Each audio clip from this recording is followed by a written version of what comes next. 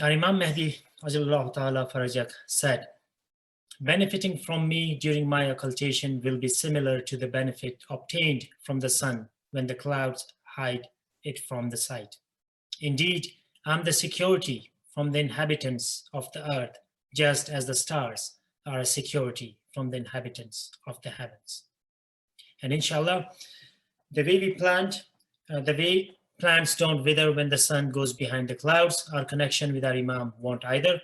With that, if I can invite Maulana Agha Hassan Mujtaba, a well-known scholar and alim, studied in Hawza Ilmiya, Qom, serving North America and Europe for last 20 years, doing tablighat in multiple centers throughout North America and Europe, giving lectures and dars in person and online in several languages.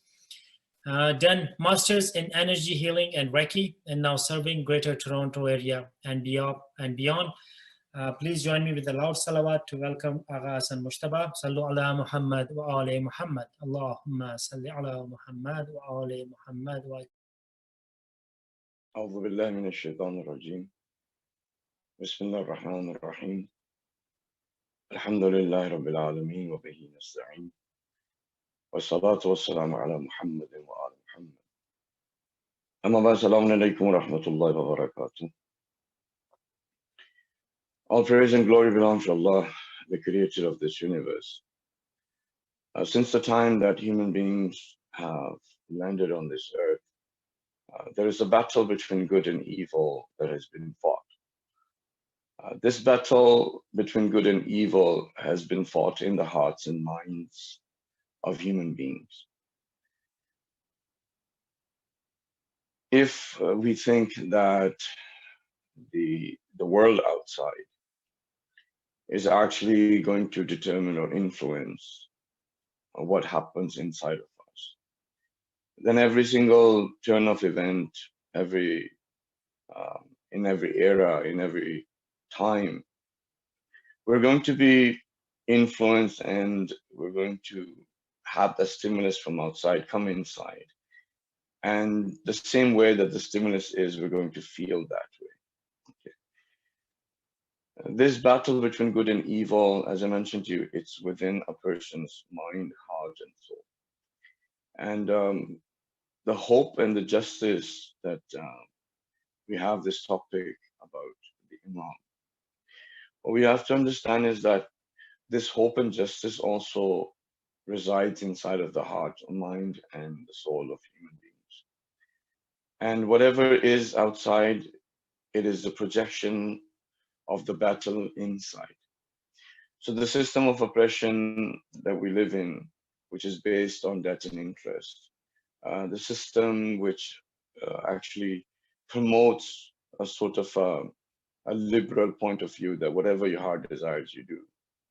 In a system where religion is nothing more but just an ideology in which a person can participate in a mosque, in a church, in a synagogue, in a temple, in a gurdwara, and then just come out and still be part of that practical aspect of that system. And just for a little while, they can be secluded, and they can refresh themselves to come back to work the next day. Or where the system is made in such a way that the health of an individual is dependent on that system of medication, the system of the pharmaceutical companies getting richer over and over again.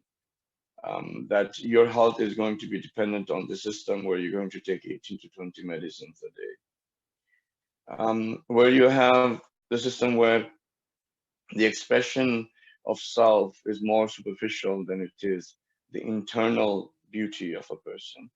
Or even our own youths as well, like our sisters will have this sort of hijab where their half of their hair are showing, or the neck is showing. They will wear those clothes that are actually, hijab is not just supposed to be a scarf on their head. And then our brothers as well, they'll keep a beard, and then after keeping a beard, they think that now they're actually now they're religious, and the rest of the things that they're going to do, they can have tattoos on their body. Even some of the sisters, they end up getting tattoos on their body. They can actually have a talk or a way of expression, just like, for example, the music videos or the movies. They can talk like that. They can use that lingo, and that's basically okay. As long as they are, doing their sort of rituals, or they're saying that they are for justice, that they are standing against oppression.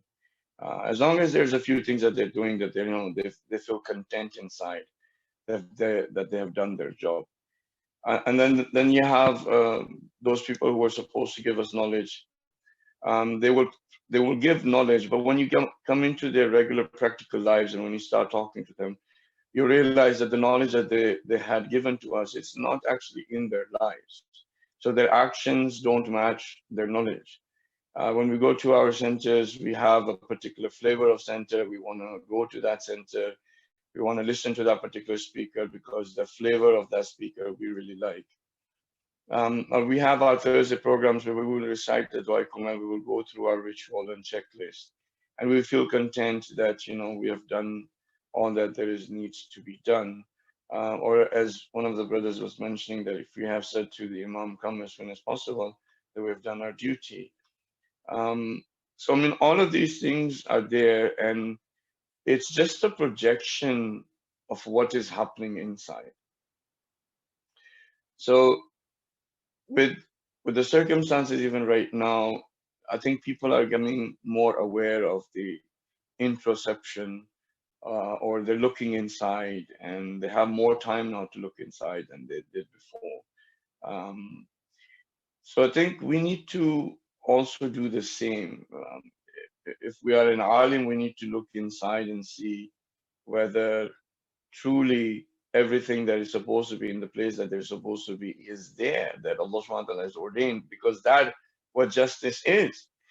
We need to see inside of us that whether we've become part of the system, we have accepted the stimulus from outside, and we have developed that inside of us, and our hope is only maybe just left in words and not in our heart or not in our mind. We have to see if we have gotten stuck in the rut of life that everybody else has. If you are, any other profession that what you're doing, you have to see whether that profession has influenced your mind and heart. So whatever is outside is just a projection. The darkness that we see outside, the injustice that we see, the inequality that we see, the social inequality that we see, the human rights being trampled all over the place, the governments that are there that are taking away the sovereignty of the other governments, the fear mongering of the media in any circumstances, whether it is the circumstances that we face today or whether it is the circumstances otherwise, the media is only going to put a spin on the news so that you don't know what the truth is, but you're always anxious, you're always fearful, you always have this sort of hysteria coming inside of your hearts. So, I mean, whatever you see human beings doing right now, it is the projection of what is inside. Outside is just that. Allah subhanahu wa ta'ala has given signs outside and He has given signs inside. And I think the waiting of the Imam, we have become again focused more on the outside. When a pandemic comes, when the earthquake comes, when there's injustice increasing and all of that, that stimulus we take and we think that it is that is going to bring about the advent of the Imam. When in actuality, it is what will happen inside of the human being's mind, heart, and soul that is going to project that those circumstances where the Imam of the time, the things are going to become conducive for the Imam of the time to introduce himself. So we need to really do, a sort of a check from the neck up, okay, and also from the neck down. We need to see what is going on here, because let's say I'm giving this sort of talk to you, and what you see is me and your video screen, and you hear my voice, and you're trying to understand what I'm saying. But what you don't see is what's happening inside of my mind and my heart. If in my mind the thoughts are, I hope the video is okay, I hope my voice is okay, I hope what the things that I'm saying are going to make sense, or I hope the people who are listening to me are going to be able to understand that. I hope that, just I don't go over time. If all of those things that are happening inside, you cannot see, right? But I know. Okay? There's a dua command that is recited, which you hear, just the beautiful sound of the voice of that person reciting, but what you don't see is what's happening inside of that person's mind. Okay, so waiting of the Imam, it has to be something more personal. It has to be something more intro than, and when you start looking at your mind, if your mind is everywhere and you have a hard time to focus, you're not prepared for the Imam. If your mind goes into loops and you get into these conversations with your own self, and these conversations become so big that they start producing the symptoms of anxiety, or your body starts sweating or your heartbeat goes up, no matter what this stimulus from outside is, no matter if it is the mortgage, if it is the bill, if it is a pandemic, whether it is anything else that is coming from outside, if you're not able to control your mind and you get stuck in those loops, and then your body starts showing those symptoms, you're not prepared for the Imam. If your heart is such that you're not able to overpower an emotion of anger within 15 minutes, you're not prepared for the Imam. If in your heart you have this sort of feeling of arrogance and you're not able to control that feeling of arrogance, that you are better than someone else or you know more than somebody else, if you can't control that feeling within the 15 minutes, you're not prepared for the Imam. If the sincerity level of my actions and my words is such that requires a stamp of others, or the people that are around me, or the society, or the norms of the society need to stamp my actions, then I'm not ready for the Imam. Inside, what happens to me is this going to determine what will be projected outside. If you want to change the present, what you need to do, because we're always in the past, the present itself is not even 1 second or microsecond, it just comes and goes. It doesn't really stay, right? So you're constantly in a way in the past, and this is our linear way of thinking about the time. But this past is going to connect to something in the future that has infinite number of possibilities, and as soon as it matches one of those possibilities, it will determine your present. So if our present is not something that is what we like, if in our present we feel weak, if in our present, in our mind, we're not able to control our thoughts, we don't have the focus, in our heart, we're not able to control our lower emotions, in our heart, we're not able to bring about our higher emotions of love, compassion, and empathy, then all of this stuff that is happening inside, right? All of this that is happening inside is going to determine your present, because all of this is going to connect to the future, which is fluid, which is liquid. It has all of the possibilities, infinite number of possibilities, but it will connect to it and give you the present. So instead of us becoming the source for this present to remain this way, we need to become people who will change this present.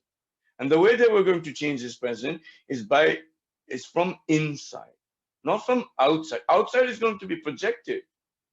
You know, we've also had the narrations of where, the scholars had narrated about the promise of Allah subhanahu wa ta'ala that is going to give this earth to the ones who are mustazaf. Mustazaf are those individuals who have been made weak, but they're not weak. They have been, they have been placed in those circumstances where they want they want the betterment, they want to change their circumstances. They're not happy with their circumstances. They want to change. They're not just complacent. They're not just sitting idle. They're not just accepting every hardship, every stimulus, everything that coming is from outside just as it is. No, they're fighting and struggling inside. And they want something which is justice. Justice outside is going to be there when we place everything inside in the right place that Allah subhanahu wa ta'ala has ordained. And that's not just the rituals. That means who you are in its entirety, understanding who you are, understanding why you react to the stimulus when the stimulus is given, understanding that why did you stay in your home when there was an opportunity to go outside and stand for justice and put your voice out to the air, but you start looking at your own benefits within your life, what you're going to get. Why did that happen? Where is that healing that is required? Where is that shortcoming that is there? What is that insecurity that is there? Where is that ego is it coming from? What sort of emotional trauma have I gone through that because of this stimulus I'm not able to have control inside? We need to preparing of the Imam would require all of these strengths. We need to tap into our potential. Your potential of your body, we don't even utilize 2% of that potential. You need to learn how to tap into that potential of your body. You need to learn about the physiology of of yourself. Physiology will give you the knowledge. You will become aware of your immune system. You will become aware of how things move around, how the systems interact, the holistic way of your whole body. That will give you knowledge that if there is a pandemic, you will be able to calm yourself. You'll have this peace inside that I know what is going on, and I know that there is a solution, and I can go for that solution, and I can make myself strong. You need to understand how your mind works so that you can control your mind. You can have that focus. You need to understand how your emotions work. You need to understand what is your metaphysical side. All of this knowledge is going to give you that strength to become extraordinary, because we live in extraordinary times. And the time of the Imam, as it gets closer to his advent, are going to even become more extraordinary. If we are the way that we are right now, in every single aspect of it, we have become the reasons perhaps for the delay of the coming of the Imam. Because of that sort of way that we are, instead of looking outside for that earthquake, look inside, where is that earthquake coming? Look inside, where is that pandemic inside of me? If there's fear and hysteria outside, look inside where your fear and hysteria is. If you find yourself to be weak outside, look inside where you're weak. We need to become sources for that true hope. Without strength, you will not have hope.